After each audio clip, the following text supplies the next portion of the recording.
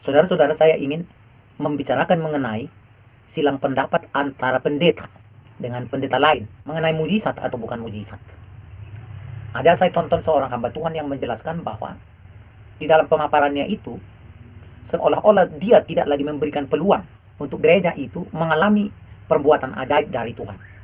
Mengenai bagaimana orang sakit disembuhkan sesuai dengan Markus 16, surat Yakobus mengenai penyembuhan penyakit dan pengampunan dosa. Dan Yesus mengajarkan di dalam Markus 16 terjadinya penumpangan tangan atas orang sakit dan mujizat lain yang membedakan antara orang yang percaya dengan tidak percaya. Pada suatu pernyataan Yesus juga mengatakan bahwa dia akan menyertai orang percaya itu sampai akhir zaman. Nah, bentuk penyertaan itu tentunya adalah bagaimana keberadaan Tuhan Yesus itu dengan keajaibannya, dengan supranatural bisa terjadi. Akan tetapi, kita tidak mengatakan bahwa orang percaya bisa menjamin selalu sembuhnya orang sakit ketika didoakan. Tidak demikian. Orang percaya berdoa dan orang percaya beriman. Dan Tuhan melakukan pekerjaannya. Tetapi ketika kita berdoa untuk orang sakit dan tidak terjadi mujizat di dalam bentuk singkat waktu, itu tidak berarti bahwa Tuhan tidak mendengarkan orang yang sedang berdoa itu. Melainkan berpulang kepada doa Bapa kami sebagai cara berdoa.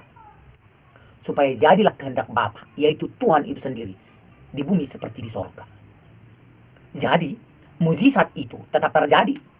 Tetapi mengkultuskan mujizat itu sebagai satu-satunya bukti penyertaan Tuhan dan kehadiran Tuhan, tidaklah demikian juga. Melainkan, kita tetap mempercayai apa yang dikatakan oleh Tuhan Yesus itu. Seharusnya kita sebagai hamba Tuhan yang tidak Tuhan pakai dalam menyembuhkan secara mujizat dan berbagai perkara karunia-karunia yang dikerjakan oleh Roh Kudus itu, kita tidak perlu menambah-nambah dosa kita untuk melawan firman Tuhan demi menciptakan sebuah kesan bahwa kita yang tidak dipakai Tuhan itu adalah yang benar, sementara yang dipakai Tuhan adalah sesat. Mujizat orang lain adalah mujizat palsu. Karunia orang lain adalah karunia palsu, sementara kita sendiri tidak menampilkan karunia yang ada pada kita sesuai dengan apa yang tertulis di dalam Alkitab. Itu artinya kalau saya mengatakan bahwa Yesus sanggup menyembuhkan penyakitmu, Yesus Maha Kuasa, Yesus akan menerimamu apa adanya, dan Yesus akan melaksanakan apa yang dijanjikannya kepadamu, itu saya sedang menjelaskan supaya orang yang mendengarkan itu memiliki iman, menaruh respek terhadap Tuhan, bukan respek terhadap saya. Tetapi ada orang yang nampaknya ketika kita mengatakan di dalam undangan-undangan KKR bahwa datanglah kepada Tuhan Yesus, yang buta akan melihat, yang lumpuh akan berjalan, yang mati bisa bangkit kembali oleh kuasa Tuhan Yesus, kita tidak sedang membual. Kita hanya menyampaikan kebenaran firman Tuhan supaya orang dimungkinkan untuk menerima kuasa itu melalui pemilikan iman yang dimulai dari pendengaran, lalu masuk ke otak, lalu percaya dalam hati, lalu dia berseru kepada nama Tuhan. Sehingga Alkitab digenapi dengan seluruh janji-janji yang ada di dalamnya. Dikatakan bahwa setiap orang yang berseru kepadanya, dia akan diselamatkan. Barang siapa percaya dalam hatinya dan mengaku dengan mulutnya, mereka akan diselamatkan. Artinya, ketika firman itu diimani, dipercaya di dalam hatinya, dan dia mengucapkannya seturut hati yang percaya itu, maka akan terjadilah kepadanya peristiwa keselamatan itu.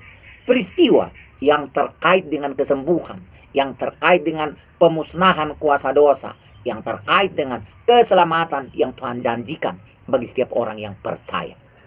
Jadi kita berdoa, kita harus mengajarkan firman, kita harus menyampaikan janji Tuhan, kita harus menyampaikan berita tentang maha kuasanya Tuhan.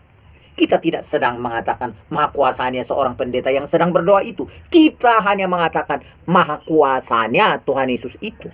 Sehingga saudara-saudara yang kekasih dalam nama Tuhan, jangan menjadi mudah untuk berpikiran buruk mengenai setiap orang lain menyampaikan firman itu hanya karena engkau tidak sama dengan mereka di dalam wujud karunia dari pemberian Tuhan itu.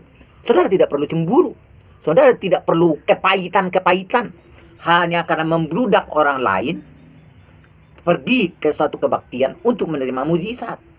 Toh mereka tidak mengatakan inilah ukurannya bahwa saya lebih baik dari pendeta A dan B. Mereka hanya mengatakan bahwa orang rindu mendengarkan firman Tuhan. Orang rindu mengalami mujizat Tuhan. Itulah kebenaran. Nah, dan kebenaran yang kita sampaikan itu, tidak perlu dilebih-lebihkan atau dikurang-kurangkan. Jadi mari kita tetap berdoa kepada Tuhan. Mari kita tetap percaya kepada Yesus. Karena hanya melalui Dialah kita menyaksikan, mengalami, dan menghidupi kemahakuasaan Tuhan semesta alam. Yang hanya melalui Yesus dan hanya melalui nama Yesus diperdengarkan dan digenapi. Haleluya. Saudara-saudara, terimalah kuasa Tuhan Yesus itu. Rendahkanlah hatimu di hadapan orang yang melayani Tuhan. Perbaharui gerejamu, perbaharui watak pendeta-pendetamu yang hanya karena mencibir terhadap gereja lain dan mereka menjadi berdosa. Periksa hatimu dan bukalah terhadap Yesus. Saudara boleh tidak membuka hati terhadap seorang pendeta dari luar aliran gerejamu, tetapi buka hatimu terhadap firman Tuhan itu. Buka hatimu, semuanya akan berjalan dengan baik. Saudara-saudara yang kekasih dalam nama Tuhan, para pendeta-pendeta khususnya di gereja yang terkait dengan jaringan pelayanan Gereja Satu Tuhan Internasional, kami berdoa pelayanan Bapak Ibu saudara-saudara sekalian akan semakin Tuhan pakai, baik di dalam hal karunia-karunia Roh Kudus, karunia yang menekankan kesucian hidup, kejujuran dan ketulusan. Termasuk di antaranya adalah bersihnya pengelolaan keuangan sesuai dengan terang firman Tuhan. Saudara-saudara, jangan kita hanya menjadi pencaci tanpa menjiwai bagaimana Tuhan seharusnya lebih kita utamakan sebagai penguji hati, pengoreksi hati dan batin kita, supaya sungguh-sungguh tahir menerima kebenaran firman Tuhan. Haleluya. Tuhan Yesus memberkati Bapak Ibu saudara sekalian, terutama yang melayani firman Tuhan. Amin.